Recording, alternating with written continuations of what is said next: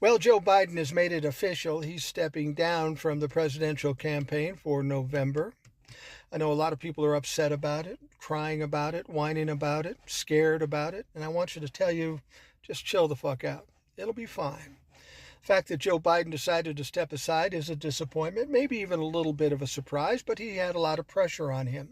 The important thing to understand is nobody had the power to kick him out of the race. He had to make the decision, and we don't know why he made that decision, but we have to respect it and respect the fact that he was one of the most successful presidents in my lifetime, at the very least.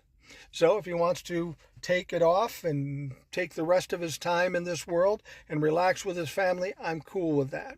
But here's what you have to understand. These people who were endlessly trying to push him out, now and even after the election, in my mind, I remember their names, and they are an enemy of Joe Biden. They are an enemy of the Democratic Party, and they are an enemy of this country. I'm sorry, I'm not going to be forgiving about that.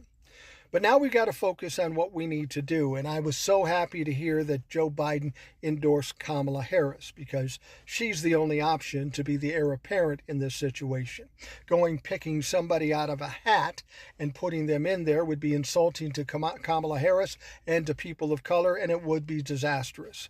We still don't know who the nominee is going to be, but I got to believe with Biden's endorsement, it's going to be Kamala.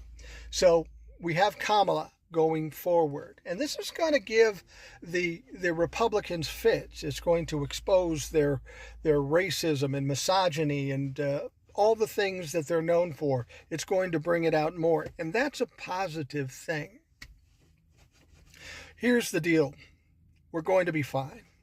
Don't get upset. As I've said before, this is about the difference between democracy and autocracy.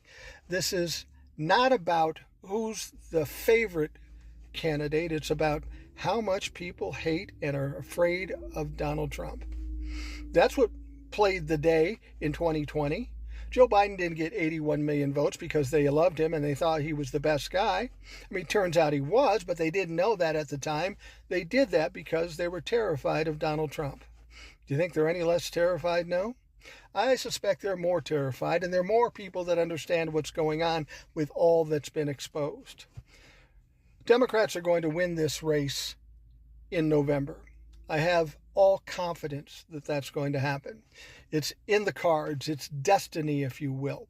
It'd been nice if Joe Biden could have rode this out to November, but since he's not, we got to figure out what we're doing next. And I think we're on the right track with the way things are playing out. So just relax, sit back. We'll worry about those things we can handle and not worry about those things we can't change. Can't do anything about it. Let's focus on the positive and get Kamala Harris elected president of the United States. I don't really think it's going to be that hard. I think you'll be surprised by how that election plays out. Donald Trump is going to get beat resoundingly. I guarantee it. Doesn't matter who the candidate is, Donald Trump is a fucking loser.